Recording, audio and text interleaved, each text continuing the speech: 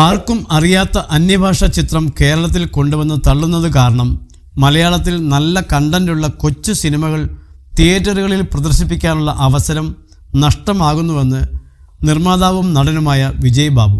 തെലുങ്ക്, തമിഴ്, കന്നഡ തുടങ്ങിയ ഭാഷകളിൽ നിന്നും അറിയപ്പെടാത്ത സിനിമകൾ വലിയ വിതരണക്കാർ കേരളത്തിൽ കൊണ്ടുവന്ന് തള്ളുകയാണ്. തിയേറ്റർ ഉടമകളിൽ സമ്മർദ്ദമുണ്ടാക്കി അവർ തിയേറ്ററുകൾ പിടിച്ചെടുക്കുമ്പോൾ മലയാളത്തിൽ നിന്നുള്ള കണ്ടന്റ് പ്രാധാന്യമുള്ള കൊച്ചു സിനിമകൾ എങ്ങനെ റിലീസ് ചെയ്യാനാണെന്നും ഫേസ്ബുക്കിൽ അദ്ദേഹം കുറിച്ചു. കണ്ടന്റ് പ്രാധാന്യമുള്ള മലയാള സിനിമകളെ അവഗണിച്ചാണ് ഇതുപോലുള്ള പേരറിയാത്ത സിനിമകൾക്ക് കൂടുതൽ സ്ക്രീൻസും ഷോയും തിയേറ്റർ ഉടമകൾ നൽകുന്നത്. മലയാള സിനിമയുടെ ഐഡന്റിറ്റി ഇതുമൂലം നഷ്ടപ്പെടും. Pan Indian, pan south, Bollywood, Hollywood, പിന്നെ വലിയ മലയാളം സിനിമകൾ മാത്രം ഇവിടെ റിലീസ് ചെയ്യും.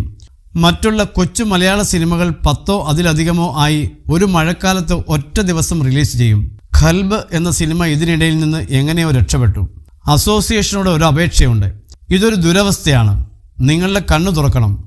മലയാള സിനിമയുടെ ചരിത്രത്തിൽ ആദ്യമായി കഴിഞ്ഞ ക്രിസ്മസിന് ഒരൊറ്റ മലയാള സിനിമയാണ് റിലീസ് ചെയ്തത്, വിജയ് ബാബു പറഞ്ഞു.